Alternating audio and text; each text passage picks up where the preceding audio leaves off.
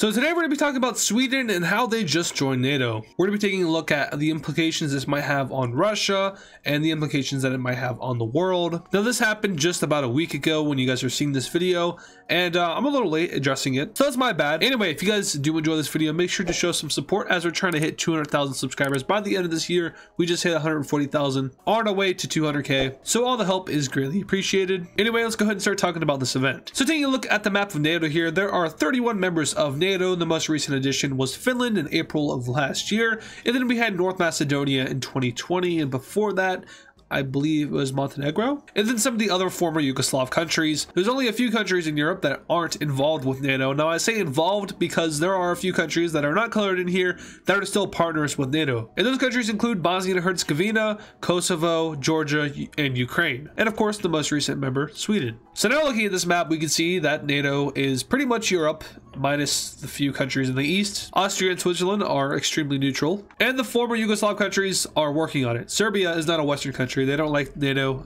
They prefer Russia, but Bosnia and Herzegovina and Kosovo are both working on it. Moldova also could be a country we could see getting that NATO partnership or even joining the alliance in the future because of issues with Russia and Transnistria. And if Ukraine were to ever collapse and Russia were to take it, Russia would be right on their border, and I'm sure that Moldova would not want that. Also, I do want to say sorry for not posting last Wednesday. I got extremely sick on Tuesday, and I didn't record on Monday because I didn't have the time to do it, so there was nothing for me to edit even if I was sick. My bad on that. I'm still getting over it right now. You can tell I'm probably a little stuffy, but you should be seeing us on Saturday unless I mysteriously die. Anyway, let's talk about Sweden now. So jumping over to the Sweden-NATO relations Wikipedia page, you guys can trust this. The school system says you can't trust Wikipedia, but in this case, it's actually right, not wrong. But on this page, we can see a multitude of different things, such as their entire membership milestone process. We can see that their partnership for peace deal with NATO was signed in 1994. That basically is just like a... It's exactly what it sounds like, basically like a non-aggression kind of work together kind of thing. They submitted their application in May of 2022 with Finland. They were invited to join in June of 2022. Accession protocol kicked in July, and a lot of the ratification and joining picked up in more recent times. You can see they ratified themselves in March of 2023, and this year the treaty in force and their official membership were granted on March 7th. Now looking at this table here, you're going to see a common trend, and that is that a lot of these countries went ahead and ratified Sweden in July of 2022 or just late 2022 in general, except for two countries. And those two countries are Turkey down here, who ratified them in January of 2024, and Hungary, who ratified them in February and March of 2024. Now, the reason for these two late ratifications have to do with two different issues that these two countries had with Sweden. Now, between Turkey and Sweden, their issue is that Turkey said that Sweden was harboring what they called Kurdish terrorists, and that Sweden needed to fix some of their anti-terrorism laws and start enforcing them. Now, between Hungary and Sweden, their issue was something to do with the EU, and that there was just diplomatic tensions between the two countries before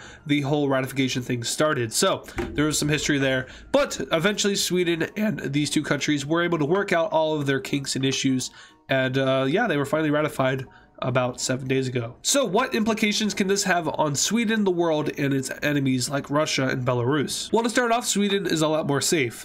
They were already surrounded by two NATO countries in Norway and Finland, but now they themselves are part of that alliance and will receive help not only from their Nordic brothers, but from the rest of the alliance and the United States. That is, if they are attacked, of course. But on the opposite side of that, if any of their allies are attacked, they of course have to come to the aid of that. That is like the main focus of NATO. My voice is cracking a lot because of sickness, but sorry about that. Fortunately, I cannot edit out voice cracks. I don't believe that is a thing. And you might be thinking, oh, just do the take over again. I do that a lot, and it gets boring. Every time I have to redo a take, I either mispronounce something or say the wrong thing, or my voice cracks. So yeah, Sweden's safer, NATO's safer as well. They get an additional member. But remember, the main purpose of Sweden joining NATO was Russia's war on Ukraine, which is still ongoing 2 years later. My bad, 3 years later. It's been a while. And what's crazy to me is that there's no foreseeable outcome of this war. It's essentially an endless slaughter of troops on both sides with no real gain happening. It's been back and forth as of recently. But Western countries are still spending billions and billions on helping out Ukraine in a war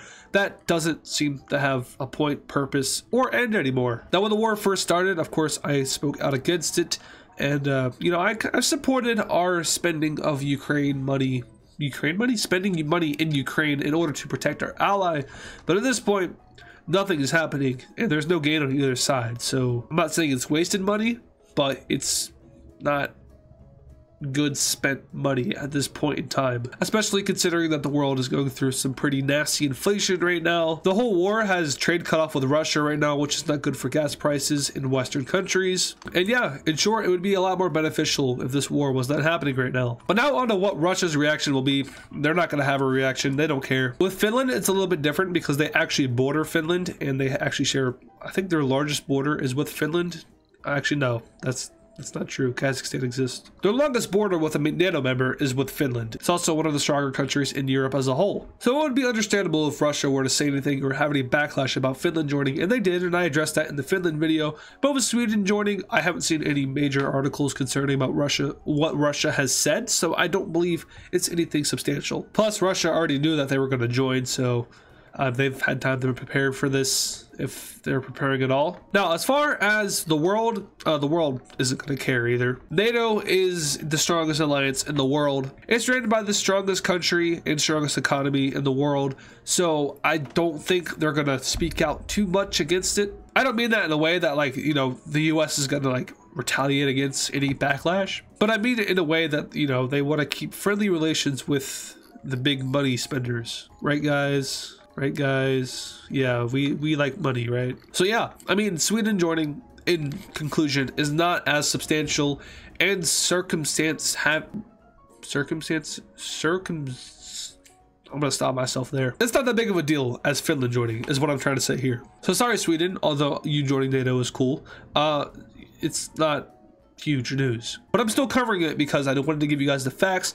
I wanted to inform you guys a little bit about what has happened in the past and what has led up to this event. Of course, NATO is now 32 members strong, and they could be adding some more members in the near future. I say near future, I'm not sure how near that future is, but their most likely next member is Ukraine once they get out of that war. I think there is a scenario where Ukraine and Russia could get peace by Ukraine giving up Crimea in the Donbass area. Russia might grant them membership to NATO or permission to join NATO, which isn't a thing, by the way. Russia has no say in who joins NATO or who doesn't, but they could ease tensions a little bit by saying Ukraine can do whatever it wants. If that is the case, then, you know, Ukraine is the next member of NATO, and there could be a barrel roll effect with this, with other countries who Russia has tensions with, you know, giving up land like Georgia. They could cede over Abkhazia and South Ossetia in order for them to join NATO, and at that point, Russia is basically made the threat worse, which, if you think about it, the whole reason this war could still be ongoing is for that very reason. They don't want to allow these two countries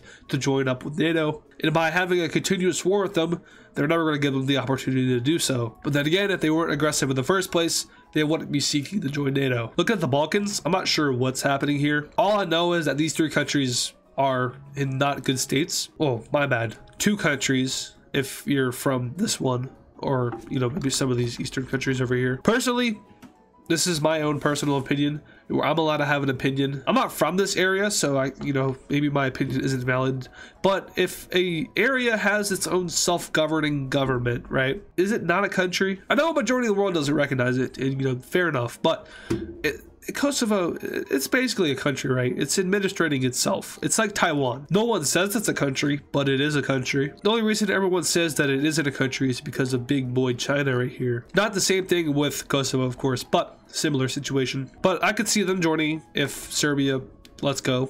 It's time to let go. Bosnia and Herzegovina is very different in the way that they're a little divided within. Maybe there's a situation where the certain groups go with Serbia and the rest joins NATO. I doubt that. I don't know what's going on here, but they're working on it. They're trying to, at least. Moldova, they're neutral. They're kind of like Austria in the sense that they're west leaning, but they are overall neutral. I think the only reason they would join NATO is that if Ukraine were to fall, and then they would join. And I don't really think anyone else would join. I don't think Ireland has a reason to join. They're so far away from the action that they would be unaffected even if they didn't join. And yeah, no one's saying anything about Israel because that is not happening. And NATO were to go global, that would be a pretty big event. I would have to make a video about that. But also, there's just a ton of countries around the world that would probably want to join that, like Australia, New Zealand, maybe Colombia over here. Of course, you have Japan and South Korea, but that's not happening anytime soon, so we don't have to talk about that. That is going to be the end of this video, though. So if you did enjoy it and you want to help us get to our goal of 200,000 subscribers by the end of this year, we just hit 140K. We need 60K more subscribers. That is a lot of people. So I'm going to need your help. I'm going to need you to first and foremost like the video and subscribe. That helps the video out. Also helps us reach that goal. But if you know anyone who might be interested in this type of content, make sure to share the video with those people. And of course, if you just want to inform them about the situation, then that's another reason to share. Anyway, I'm done begging for engagement. That is going to be the end of this video now. Thank you all for watching, and I'll see you all in the next one. And of course, thank you to all the super fans. This includes Kylie Speaks Plays, German Edits, A Random Guy, Patrick Clauser, Life Lamau, JB Countryball 12, Friaza, Hammertoad 45, CTG Canada Flag, Poland Country Ball, Nevada Garbage Trucks, Yakko, DW Cool Dude, and Serminator. Thank you guys.